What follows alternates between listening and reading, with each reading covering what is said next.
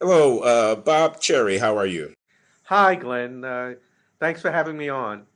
Doing well. This is Glenn Loury at The Glenn Show at bloggingheads.tv, and it's my pleasure to be talking today with Robert Cherry, Professor Robert Cherry of Brooklyn College and of the Graduate Center at the City University of New York. Bob is an economist who's been doing research for many years on social policy, particularly as it has to do with low-income populations and minority populations, and has an essay recently published in the National Interest magazine National on Affairs. National Affairs. I beg your pardon and thank you for that correction. National Affairs magazine on the plight of African American men in the United States. So I thought that that would be a good topic for us to take up here at the Glenn Show, Bob. And again, I thank you for giving me your time. Uh, why don't we begin then with?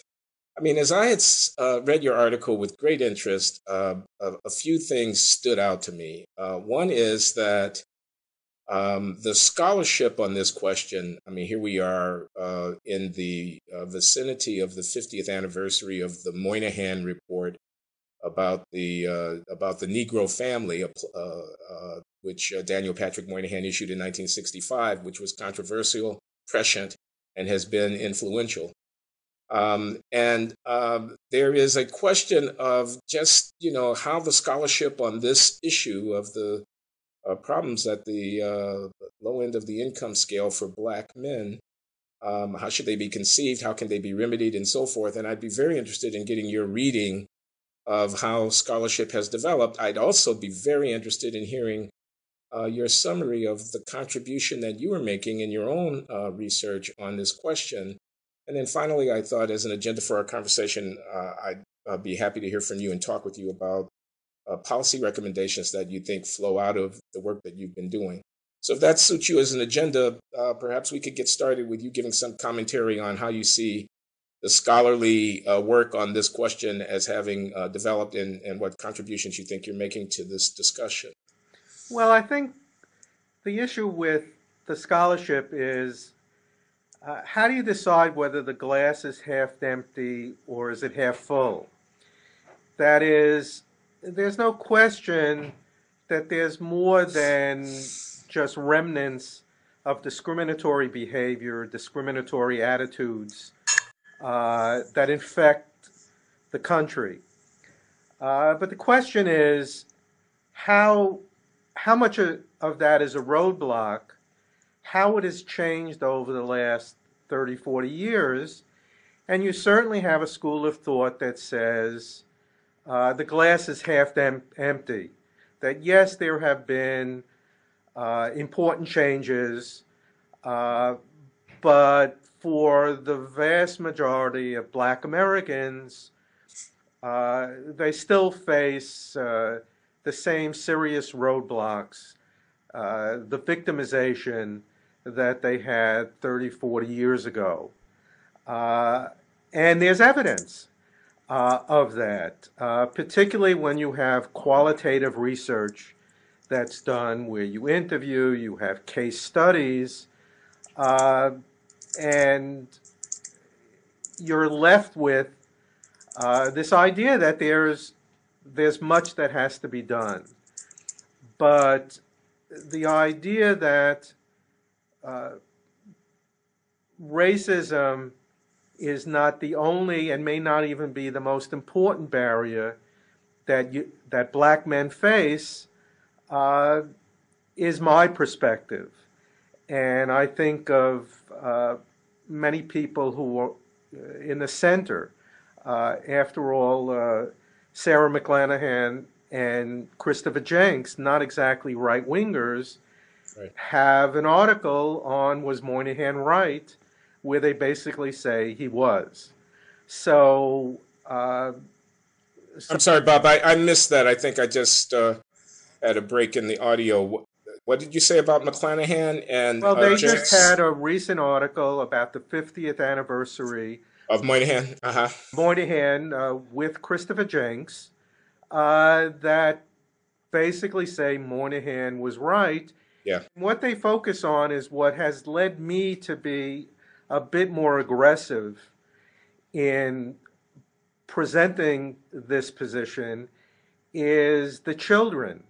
What happens Yeah. to young people, preschool? What happens that leads them to become adolescents with much more anger and much less skills than we would want them to have?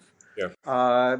And that's really what I think the focus of public policy has to look much more at is what is creating the youth from these young black men that sure they get involved with the criminal justice system, and certainly there are times at which they're abused, but that doesn't explain why they're reaching high school with such weak academic skills, with behavioral problems that often come from what's going on in often very chaotic home environments.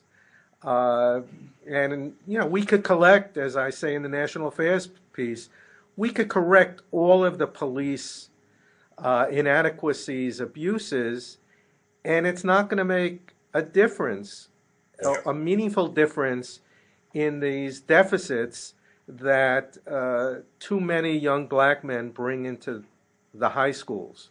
Okay, let me just interrupt you for a moment here, because I think in setting the stage for our conversation, it's really important to underscore something that some of what you've just said. So the Moynihan Report, 1965, the Negro Family Case for National Action. So he finds there that there is an alarming trend in terms of the decrease in the stability of the Black American family, the increase in out-of-wedlock births, which he said he links to the lagging status of African Americans generally in the society, and says this at the height of the civil rights movement, at the dawn of the war on poverty, says we're not going to really solve this problem of Negro exclusion if we don't address this, because it's linked to behaviors that are essential for people to succeed in the society, or the lack of those behaviors. Okay, so now a political firestorm ensues, in which a lot of people left of center say that Moynihan's formulation is blaming the victim. And they create kind of a dichotomy between, on the one hand, explanations that are rooted in racism and mistreatment, unfair discrimination against blacks, or on the other hand, that are rooted in bad behaviors by black people that are self-limiting and that keep them from realizing their full potential. And it's as if we have to make a choice between these two. And I hear you saying, no, not only do we not have to make a choice, we must not make a choice. We must recognize both that discrimination has been and continues in some ways to be a problem and should be addressed, but we must also recognize that behavioral deficits that inhibit the full participation of African Americans, and especially young men, need also to be addressed. Am I restating your position accurately? You're stating it better than I could have. That's my job, Bob. That's why you get paid the big bucks. Yeah, oh yeah, man, the real big bucks. Okay, well, that's good. So that having been said, why don't you tell us a little bit about exactly what you see as the nature of these problems? You touched on briefly, you say anger and, you know, the lack of the development of certain kind of skills and so forth. But yeah, I really want to hear more about the details. Real origins that lead to the points you just mentioned is the joblessness. If you take black men 25 to 34 years old, prime working age, after schooling, there's 25 to 34-year-olds, only 70% of black men in that age group at any point in time are working. And that's the non-institutionalized population. So if you take the people who are in prisons, the black men in prison, yeah, you're getting down to maybe 60-65% of that prime age group has paid employment at any point in time. Over a year, that means that probably close to half of black men uh, in that group uh, are are jobless for a significant period of time. How does that compare to white men? Excuse me for interrupting. Uh, White men, the employment rate where it's 70% for black men, for white men it's 83%, and white men don't have that prison population. Right. 70% of the 25 to 34-year-old cohort amongst black men who are not institutionalized are have employed. employment. Employment rate is 70% for the black men, 83, 84% for white men. But then when you add in the black population, and you that are in and you prison. think about over the entire year, it's little more than half of all the black men in that age group are working full-time year-round.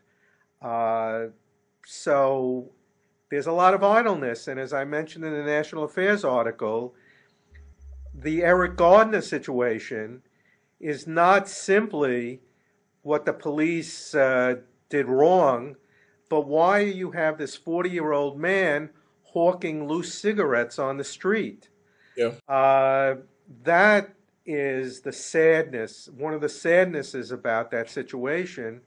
There are just too many black men who are in their prime of their life who don't have stable employment, paid employment. Okay, now let me ask you this. Some people would say, no, they don't have jobs, the employment rate is low, and that's because employers are racist and they discriminate against black men. And, we're still left with the basic problem being racism. Well, there's certainly, again, it's a half empty, half full. There's certainly significant employment problems that black men face. But when you look at what black men come out of high school with, you have real skill deficits. If you take 17-year-old black boys or adolescents, 43% of them are below basic proficiency in reading. It's only 19% for whites. If you look at high school graduates, 78% of white boys graduate high school, only 52% of black boys. If you look at those who enter the 9th grade, in New York City and Philadelphia, only about 1/4 of black boys who enter the 9th grade graduate in 4 years. So, yes, there's racism. This builds a certain kind of stereotype that employers have. But there are these numbers that fair employment is not going to change. So instead of the employment gap from 84 to 70%, who knows, it might be, if labor markets were fair, black employment might be 72, 73% instead of 70, maybe 74%. But most of that gap is what we would predict if we looked at the skill levels of 17-year-olds and we looked at their interpersonal behavioral traits. Well, why don't we talk a little bit about that? I mean, you've mentioned about the level of reading proficiency being quite low amongst 17-year-old African-American males. What about the behavioral issues? And please, in describing them, also say something about why this is important for the outcomes that we're interested in, like employment and so on. Well, what you find from preschool is that school suspensions for black children are double or triple the rate of white children. It's true in preschool, it's true in 4th grade, and it's certainly true in the high schools. And there's been this movement that has looked on these suspensions as purely a matter of racist policies, implicit racism, and this notion of you have racism without racist, that Edward Benilde Silva at Duke has popularized. Right. And certainly there's aspects of that, but it's not going to explain this multiple. So maybe if you eliminated the stereotyping, quick policies that are inflicted on blacks in the high schools, it may only be 1.5, 2 times, and not 3 times as great. But it's hard to explain this in preschool. What explains it is the problems of multi-partner fertility. So what's changed from... Bob, hold on. Before you go to that, okay? Okay. I just want to ask you about the facts. So we have higher suspension rates, and you're right, Bonilla Silva and many, many others besides will say implicit bias. The people who are doing the suspending treat misbehavior by blacks as more egregious than comparable misbehavior by whites. And you're saying, as I heard you, well, that might happen, but it can't explain all of the gap. And I want to know how you know that. How do you know that it can't explain a threefold gap, only can explain half of that or whatever it is? And I'm not disagreeing with you or agreeing with you. I'm just asking you, is that just intuition, or is there some other reason why we should take seriously the idea that, yes, this threefold behavior is there, and yes, there is implicit bias, but implicit bias doesn't account for all of it? Well, there are, I don't have my hands on it, Yeah. but there certainly is at least one study that looks at predictions for suspensions and sees that it's based on previous behavioral deficiencies. Now, that might be that kids get labeled, so if Johnny got suspended when he was in the 4th grade, that's on his record. So when he gets to the 7th grade, people know about it, and therefore if he does anything bad or close to it. So it's very hard to say with firm data, but there certainly is evidence that what goes on among kids at later ages, there is predictive behavior of what went on at younger grades. And again, it's just hard to see how in preschool you have such racist individuals that would lead to a 2.5 to 3 times higher suspension rates. I mean, the gaps are just so large that in preschool, black youth are 18% of the students, and they're 48% of multiple suspensions. So you're right. I don't have evidence that they're just so large. They're triple, even in preschool, that it's just hard to believe.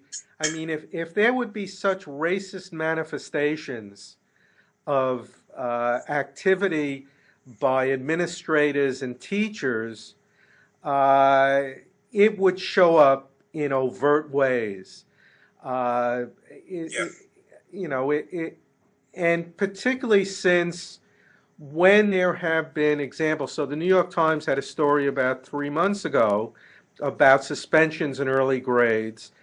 And what they found when they went, there was a school that had a more holistic approach to the kids, so that if there was a problem, the family would be called in and they would have some counseling available.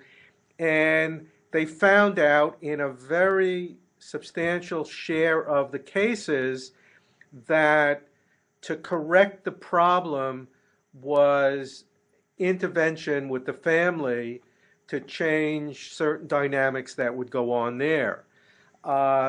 So, that's the kind of evidence that says to me that kids are bringing into school problems that are have their source in the family.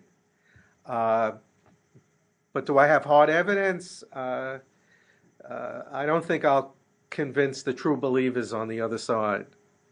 Okay, let me just summarize where I think we are. Behavioral problems are part of the account that we have to reckon with in trying to understand low employment rates amongst adult black men, problems which begin early in life and are manifested in also in misbehavior inside schools. And this is not accounted for, can't possibly be accounted for given the magnitude of the disparities simply by calling attention to such racism as may exist or implicit racial biases may exist. And so we're going to have to reckon with those problems if we really want to seriously solve this issue. I agree, yes. Okay. So, what do you think is going on? I mean, I'm getting the impression from you that chaotic household family life, a failure for socialization to take place, difficulties of dealing with anger and other feelings that people might have, psychological issues are at play here. Am I right in thinking so? Yes, and as I write in the National Affairs article, I think one of the things that's changed from the Moynihan days is not that the number of children living in single-headed households has grown. Three-quarters of black children live in single-family homes, much higher than 50 years ago. But it's what researchers call multi-partner fertility, that in the majority of homes of black children, something like 60% of children live in situations where the mother has children from different partners. And how that dynamic affects children is the following. On the one hand, when the father leaves to go to another relationship, he invariably abandons the child from the first relationship. And that has particularly effects on boys. The numbers are less, the non-custodial father in the last 4 weeks, less than half of them had a meal with their child. Less than a third had done homework or read to their child or their first relationship. So you have serious abandonment, which studies show much more affects young boys than the girls. The girls are with their mother, but the boys are not with their father. And the numbers are even higher for men with no more than a high school degree. So it's pretty serious. But then if you look on the statistics on child maltreatment, which is either emotional, physical, or endangerment, they rise dramatically in single-headed households when there's a man present who's not the biological father of all of the children. In black households, it triples. So if you look at child maltreatment of single black mothers without a male present, it's 3 times higher when there's a male present. So these men bring anger. I mean, after all, you're talking about men, again, these 25 to 34-year-olds who've been treated shabbily in many ways in their lives. And they have a lot of anger, and they bring it into the household. And it then becomes a self-fulfilling prophecy of reproducing a new generation of angry young men. I got to ask you something here. So, is this that you're describing, multi-partner fertility and household dysfunction, if I can use the word, that disproportionately adversely affects boys growing up in such circumstances. Let me get to a question. Yeah. The question is this something that you only see in black communities, or is this something that I would see in low-income communities in Appalachia or in rural America or in Latino low-income communities, immigrant communities, things of this kind? I'm trying to get at what role race is playing in this. Race plays the role, I think, primarily because of these employment gaps.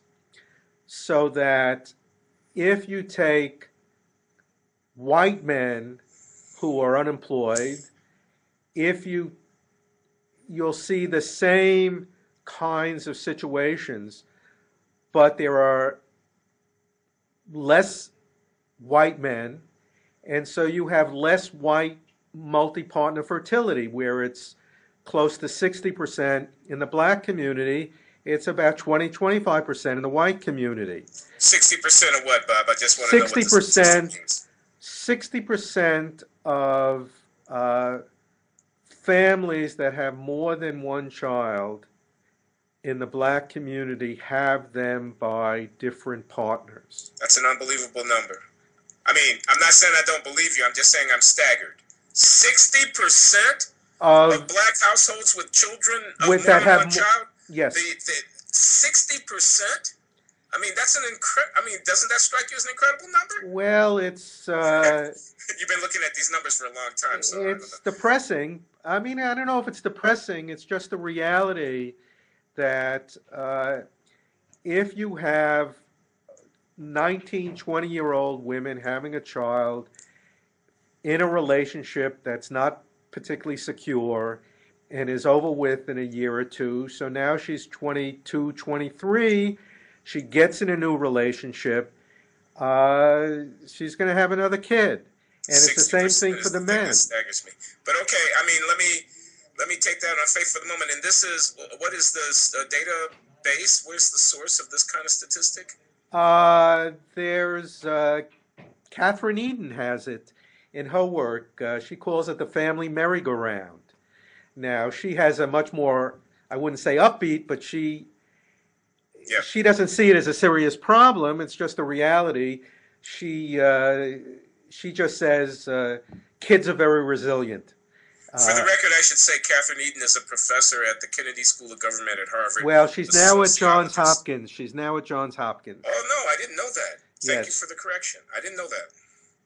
In any case, a sociologist who's been writing about race and the family for many years now, and she's a liberal, and she has this kind of data also in her own work. So, okay, duly noted. Good. So let's kind of review the bidding here. You say there are these behavioral problems. I mean, do you link this to incarceration as well? I mean, this is something that I've been inveighing about for many years now, the high levels of imprisonment of African-American men, and my sense that we are relying overly much in our social policy on punitive measures to deal with human development deficits, such as those that you've been describing, which do plague the black population, but perhaps which are not best responded to by putting people in a prison cell. No, it's exactly, look, it's exactly right. Just as there have been, too many suspensions, it's used too freely. There's been, incarceration has been used too freely, and it just reinforces a kind of victimization and anger that in some ways then feeds back into these problems that go on in the household. So those things have to be dealt with. That we have to have less incarceration, we have to have less suspensions, we have to look at people in a much more holistic way. But we have to do those things if we want to solve the family disorganization and the work disorganization. Uh,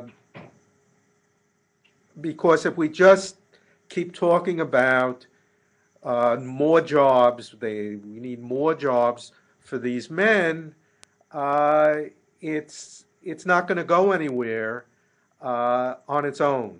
Uh, so we have to be much more holistic in how we look at this really plague in many ways that victimizes our society. So I don't see anything conservative in what you're saying. And I don't know what your politics are, and I'm not asking. But I am sure you will have been criticized somewhere along the line. You're teaching at Brooklyn College and at Cooney Grad Center. It's got to be when you stand up and give a seminar or make some comment, somebody's going to come up and say, "You arch conservative, right wing, Moynihan loving, Negro hating person. How do you justify your presence in life?" And I'm just wondering, how you respond to that.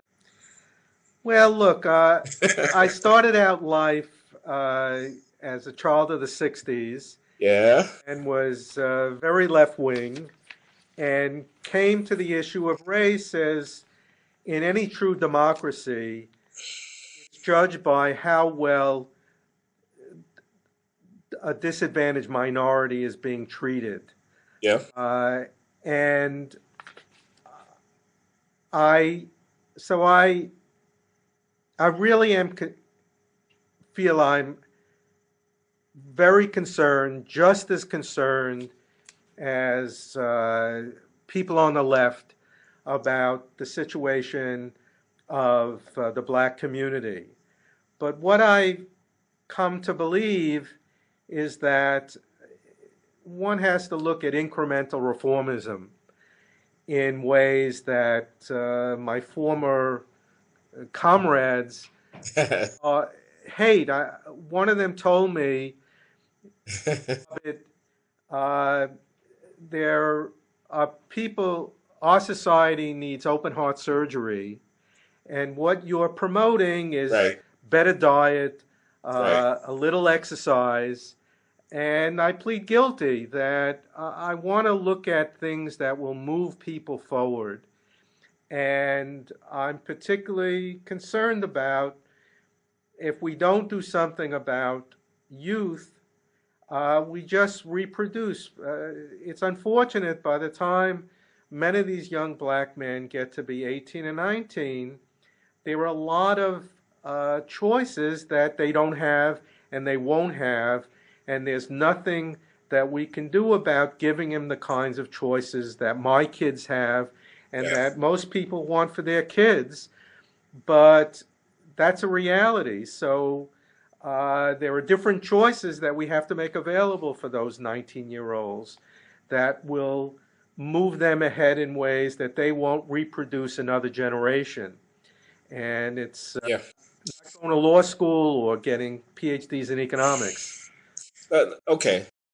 Uh, I want you to talk about what you think we can do differently than what we're doing that will be effective in this context. But before that, I just want to make a small editorial comment, which is this, and I can be brief.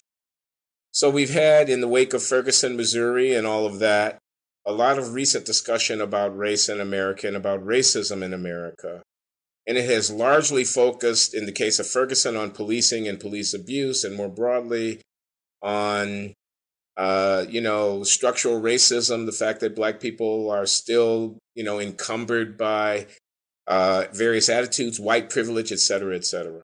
What it has not done is delve at all deeply into the roots of some of the behaviors that end up with Michael Brown in a confrontation with Darren Wilson on a avenue in Ferguson, Missouri.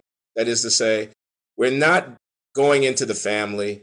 We're not asking about psychological, social, and cognitive development in African American populations. We're not talking about high rates of violence within black communities. We're not talking about anger unresolved, and so forth and so on. And I just don't think we have to choose. This is me. This is Glenn Loury speaking for myself, not anybody else. We don't have to choose between those two. We don't have to choose between anti-racism on the one hand, Black bodies matter, Black people deserve to be treated with respect by the police on the streets of the communities of America.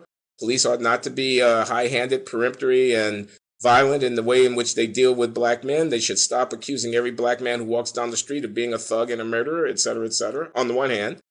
And there's too much violence in Black communities. There are too many fathers who don't attend to the raising of their own children. There is school failure, a failure to acquire the cognitive and behavioral skills needed in the low levels of unemployment, of employment, I should say, in the relevant populations, and so forth and so on. Both things can be going on at the same time, and it's possible to have a complicated conversation in which both things are acknowledged. And I just want to say that. So I don't know if you want to comment on that or not, but after you get to commenting on that, if you want to, I'd like for you to begin us to talk about what it is that you think we can effectively do about this situation. Well, I think one of the problems that occurs is, so we have these 16 and 17-year-old Black boys, many of them having real deficits academically, and having some behavioral issues. Right. And the question is, what do we do about that population? And what I think liberals are very ambivalent, if not antagonistic about, is the idea that what these young people need, first and foremost, is a way into stable direct employment. That these are not candidates, in the aggregate, they're not candidates for college. Many of them won't graduate high school if left on their own. So we need a kind of vocational direct employment track. And it has to be taken seriously.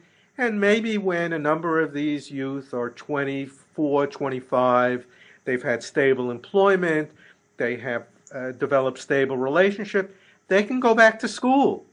You know, when you're 25 years old, it isn't the end of life about school, particularly if you develop the proper behavioral traits and the social infrastructure. And that's something that I think liberals just won't accept, that we're consigning these 16, 17, and 18-year-olds to direct employment and vocationalism, etc. And so there's not energy in generating teen employment. It's much more getting them into college now programs that will set them up to go to the community colleges, and from the community colleges to the four-year colleges. So one of the things I feel I've been beating a dead horse on is this notion of finding ways to get 16 and 17-year-olds into year-round part-time employment. Let me ask you something before you go on. Did you see Bob Reich's piece recently to the effect that we need to put more emphasis on vocational and technical education at the secondary level?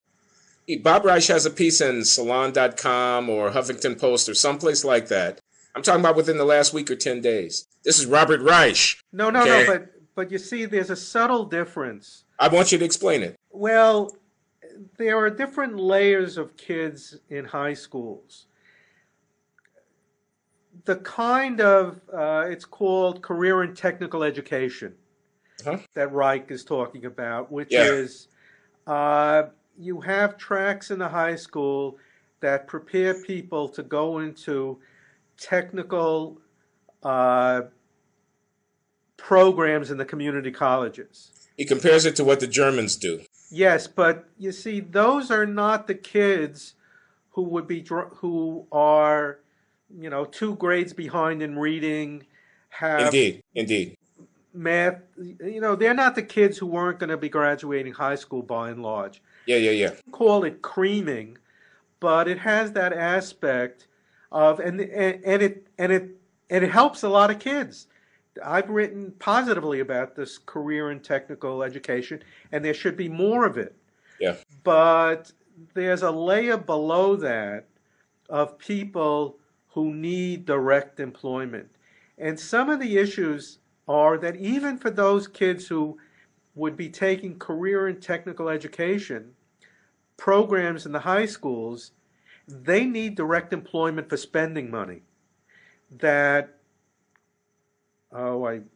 Yeah, that otherwise they get by hustling people on the street or selling a little crack cocaine or whatever it might be. This is open heart surgery that you're talking about from my perspective.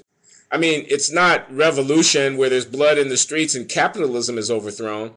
If you're going to rethink education so that when we identify a 16-year-old African-American male who we know is not going to be a rocket scientist and who's flunking algebra, and we say, now we're going to prepare you for life as best we can. And that's not going to college, and it may not even be going to community college. But I tell you what, 30 hours a week, you're going to be working over here. And the fruit of that is going to be, you're going to know what work is. You're going to know what getting out of the bed at 7 o'clock in the morning is. And there's a stability and a that's revolutionary. That completely rethinks the pedagogic mission of secondary education. I think that's open heart surgery. well, I'm glad you do, but the person who told me that was Nancy Fulbright. Yeah, I know who that is. She's What? got a MacArthur, man. She can tell you anything she wants to. Exactly. So that's what she said to me when I was, promoting some, tax changes to get rid of marriage penalties. But I'm serious. If you were to say to some of the religious, I should say, conservative critics of conventional education, who are pressing, school choice and stuff like that, and I'm not against choice. If you were to say to them, you're much too tepid here, that they use the black community, Washington D.C., congressionally legislated money for giving the parents of kids in the District of Columbia more options for the education of their kids, competition to pressure charter schools and whatnot. I'm not against any of it. But if you were to say to them, that's just like the tip of the iceberg, man. It's not only that we have to make conventional education more, available to poor and minority families. We have to rethink education altogether for some of these families where there's no father at home, where there's multiple partners, where there's chaos, where whatever. The school is the only place that's going to counteract. It is kind of frustrating that people, can pump their chest that they're on the side of the oppressed black and have, right. Like Sandy Darity is like an arch enemy because he's so pompous. Yeah. When did you last encounter Sandy? Well, I used to be on the listserv. Uh-huh. So, and I would be getting trashed, which I didn't mind. Yeah. But then I made a faux pas where I put by accident my final grade roster online. Oops. And so they reported me to the college, and they were trying to they reported me, Derek Hamilton, who's at the new school. Yeah. One of Sandy's pals. Yeah. Went to the Post. He went, they really were trying to get me screwed for an innocuous error. Yeah. Made. Imputing some malicious motive to you, no doubt. No, it was just, what they showed is that I gave my black students lower grades. But who doesn't in introductory economics? No, I mean, it's a reality of introductory economics that, for better or worse, you have these lower grades.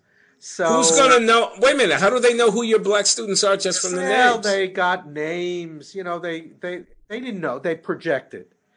But it was ridiculous because that's that's the reality that if you look at black student GPAs in their freshman year, uh, Yeah, I know that. it's what it is. It is what it is. Anyway, we're back. Yeah, we're back. So we're on policy. Okay, we're on policy. What are we going to do about this mess? Well, as I said, uh, this issue of direct employment of youth uh, not only gives them the kind of so-called soft skills that will move them forward in the job market. Those are the kinds of skills that will move them forward in personal relationships. But it also gives them spending money, and that's just as important for young women as it is for young men. Yeah. Because there's all kinds of data that for too many young women, they have to hook up with problematic men to get the spending money for the consumption that most teenagers now expect. And it leads to, sexually transmitted disease. It leads to high pregnancy rates. So this Robert, I got to stop you, man. I mean, I'm just imagining what some of my colleagues here at Brown University in the Africana Studies Department and Cultural Studies and whatnot would say. Okay, I mean, because you've just violated like 6 different taboos in one sentence, right? I mean, you've just said that women of color, low income, black girls in ghetto communities around the country have to engage in illicit relationships in order to get money from men. not illicit. They're not illicit. They're at-risk relationships. Okay. They're with a man and he says, I'm not going to use a condom because I don't like them. I don't Yeah. want you to use birth control. These are, these are not atypical dynamics that go on, particularly if young women, No, I 16, get. 17 I year olds, understand. are with It, 20, 21, 22 year olds that have a little spending money. So I wouldn't call it illicit. okay, let's not call it illicit, but still, they're kind of pimping themselves out to these guys in order to get the cash, as your characterization of their life. And I just tell you, I mean, you got to know this. A lot of people are going to go off the wall when they hear somebody saying that, especially a white guy. Sorry, I'm just reporting what they're going to do. I understand, but I have been saying this. I've been saying this in a number of publications that I think that's why teen employment is just as important for disadvantaged young women as it is for men, for for different reasons. But it's just a reality that explains the very high pregnancy rates among 15 to 19 year olds in the black community. It's like 12%. That is, in any one year, 12% of 15 to 19-year-old black girls are pregnant. Now, they don't all give birth and so on and so forth, but, you have chlamydia and gonorrhea rates that are 7 to 10 times higher among 15 to 17 black girls than they are white girls that age. So there's something going on here, and it's not sort of puppy love that happens. And I got to tell you, Bob, whether your account of what's going on here or not is right or not, the sheer fact as you describe it of what's going on, and I don't know these data firsthand, but I'm going to take you at your word, is stunning, and it's very important. 1 in 8 15 to 19-year-old black girls, teenagers, adolescents, will be pregnant in a given year. that was 2007 statistics. Okay? So it's been a And while 7 ago. times the rate of sexually transmitted disease observed in this age cohort for black girls That's than for white 2011 girls. statistics. That's 2011 statistics. Absolutely stunning. statistics. And my editorial comment is, whatever the account we have of it, whatever our theory, the sheer fact of it ought to compel our attention. It should be the topic of discussion in any conference and in any organizer's meeting in which the issue of racial inequality and African American subordinate status in the society is discussed. You cannot, I mean, to the extent that what you say is true, and I'm taking you at your word, it is a first order issue. It's not second order. It's not ancillary. It's not, secondary. It is a first order matter of our concern, it seems to me. Well, that's again one. That's my editorial comment. No. You were discussing what it is we're going to do about this. Well, again, I was discussing in the context of taking much more serious direct employment. Direct employment. Mm-hmm. Direct employment. Do you allow for public employment? Would you be in favor of the government stepping in as an employer of last resort? I would, but one of the problems, and I'm actually doing some things that may lead to the city council doing some things. Yeah. Is that there are programs that have government employment, but it's very much like government summer employment, which is they're not the same as private sector employment where bosses are paying money and they don't put up with nonsense. Yeah, I see. So there's no substitute for private employment. Now, the fact is, when there was welfare to work 15 to 20 years ago, there were a number of programs, I recall in Washington State, where you had government employment being a transition to private sector employment. But that was a situation in which unemployment rates were 4% officially, and private sector needed workers. And unions didn't oppose the government getting involved in doing so because they didn't feel threatened by it. Right, but it's not so much unions. It's much more the Rite Aids of the world and the Walmarts and the service sector.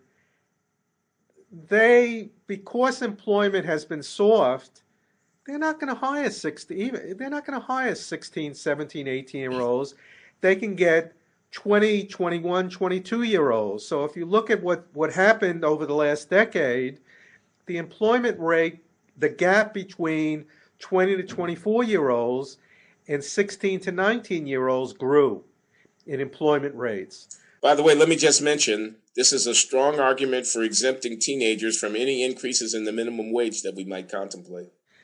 Well, I agree. One of the things that, and I've written on this, is that while I strongly support higher minimum wage, we should understand that it's going to have an adverse impact on a particular group, teen employment.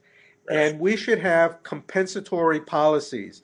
One of it may be not paying them the minimum wage, but there are other kinds of compensatory programs that should be put in place. But that's one of the things. The other policy, you there? Yeah, I'm here. I'm listening. The other policy is, what are we going to do about this family disorganization? Yeah. And I think part of it is that we have unintended consequences of our safety net programs. These safety net programs are based on family income. So, we have this situation now where if you can get a job, if you're a young woman and you can get a job that makes $15,000 a year plus or minus, the government has a bundle of goodies for you but you have to have a kid. Yeah. But if you have a kid, you can get a good amount of money, and you may get Section 8 housing. You're not wealthy, but it's manageable. You got Medicaid, you got food stamps, you got the earned income tax credit. And the child credit. Yeah. No, you got, and there's no reason why we shouldn't be providing this safety. Indeed.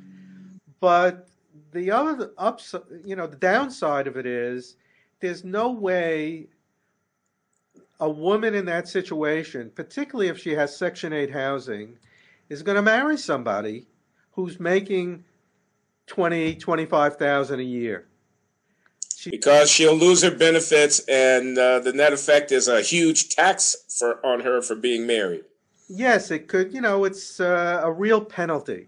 Yeah. So the question is, how, as economists, particularly microeconomists, right? Yeah. We can overstate how much that this